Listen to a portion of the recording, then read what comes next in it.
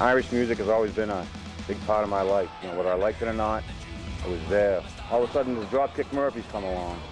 And through all this crap, through the wailing of the bagpipes and the Les Pauls and the Marshalls and the thundering drums, here comes a band with a message and songs and melodies, singing about life, and people, struggles, and triumphs and losses, and doing it all with rousing choruses. And you know, it's something that's yours. You're a part of the band. You go to the shows, you can't help singing along and being a I want to introduce our president of the AFL-CIO, John Sweeney. I'm Al Barton, lead singer. Nice to meet you. He's the chairman. I'd like to ask President John Sweeney if he'd come up and welcome the Dropkick Murphys to the AFL-CIO. Well, you can imagine that no one is happier to welcome the Dropkick Murphys to the AFL-CIO building better than John Sweeney, and especially at this time of the year when we have St. Patrick's Day celebrations that go on and on and on. But I am really delighted to welcome the band here and to acknowledge the great talent and how, as I just told them myself, how closely we can identify with their music and with their working class solidarity on the issues that are so important to our own members. And as Joe Uline often tells us, we have to use all of our talents in terms of our work and how we organize and our political activity. And there's no greater talent than what we see here today. And we're honored and we thank you and we look forward to hearing you again. Thank you. The song Boys in the Docks, which is one of our oldest songs, was about my grandfather, John Kelly. My father passed away when I was a young kid, and my grandfather pretty much raised me, and he was a well-known, well-respected man on the Boston waterfront. Started working as a longshoreman at 16, ended up becoming a foreman, a shop steward, and went on to organize and start his own union, the cold storage refrigeration, not only in Boston, but then went down the East Coast. This song's called Boys on the Docks.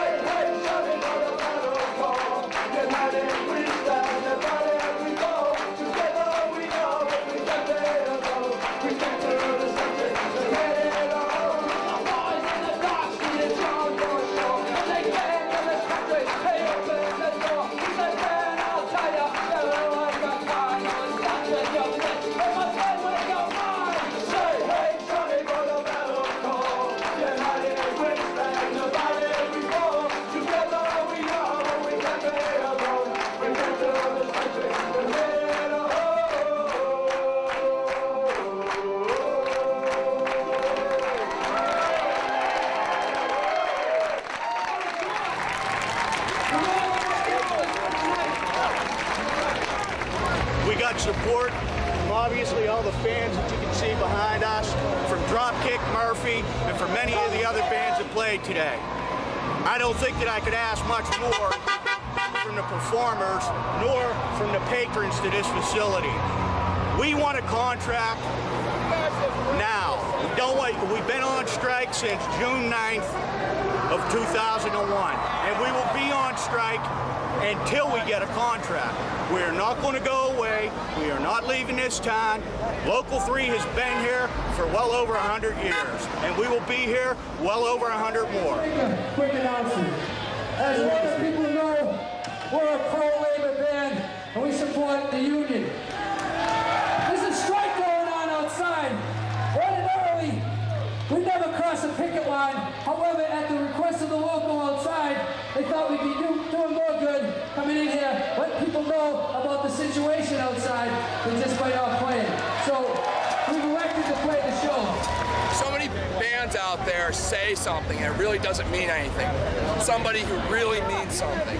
I mean, they come out, and tremendous support on this labor issue because Dropkick Murphys are real.